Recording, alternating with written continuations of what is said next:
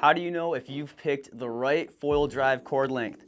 Well, today we're going to be going over exactly what cord length you need to make the most out of your foil drive Gen 2 unit.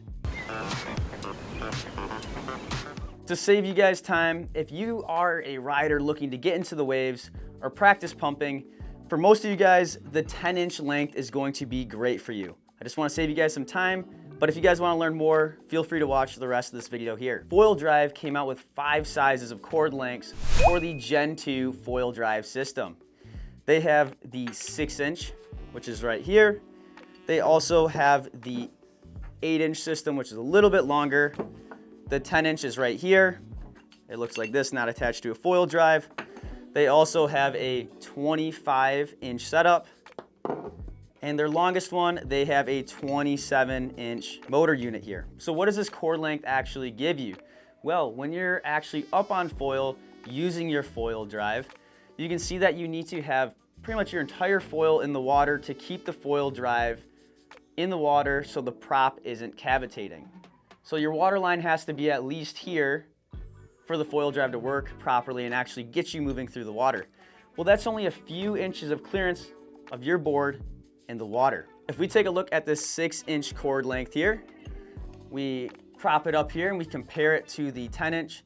As you can see, the 6-inch makes it so there's really only a 3 or 4-inch clearance between the board and the water when you're up on your foil drive. This is super hard to control because you need to have really good mast control to make sure your foil drive stays in the water.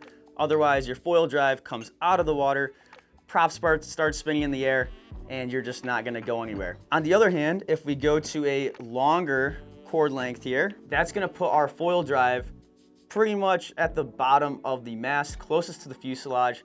Now, what this is gonna do is it's gonna make it significantly easier for you to keep that foil drive in the water, which is a good thing if you're trying to learn how to e-foil or you wanna just learn how to foil in general. Where the long cord lengths are tricky is if you are trying to prone foil, maybe you're trying to wing, or maybe you're trying to do some downwind stuff. Even though these foil drive units are super hydrodynamic and they flow through the water without any issues, they still do produce some drag. You notice this especially when you're trying to pump or link waves. Because of this, the 6-inch setup is the most efficient option because again, it's sitting way up on the mast, so you can use all of this foil to pump around, carve around on, and not have that foil drive get into the way. So which mast is right for you? After spending countless months on these things and getting a lot of staff knowledge on them, we've found that the 10-inch cord length is the best option for guys into prone foiling and wing foiling and even downwinding. For the majority of people, the 10-inch is the right way to go because you're minimizing the drag because you're pulling your foil drive unit up off the fuselage, but there's still quite a bit of wiggle room between the bottom of your board and keeping the foil drive unit in the water. Now, we're looking at the 10-inch here. What about the 6-inch? What about the 8-inch? Who are those for? So for you expert riders really looking to get the maximum efficiency out of your foil and just use the foil drive unit as a little tool to get you up and riding the waves, I would use the 6-inch or the 8-inch if you're really a hard charger and you want to make the most out of your foil drive. Okay, so we've covered the 6-inch, the 8-inch, and the 10-inch.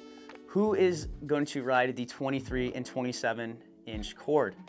Well, I mentioned it briefly at the start, but if you're just looking to e-foil around or maybe you're brand new to foiling, then the 23 or the 27-inch is going to be the best option for you. One thing to pay attention to if you're looking at either the 23 or the 27 is if your mast isn't actually long enough to accommodate the 27-inch cord, then I'd go with the 23 because your 27 might be so long that it actually goes past the fuselage of the foil. So just keep that in mind. But there you have it, guys. There's a quick overview of exactly what cord you need to go with your foil drive Gen 2 system.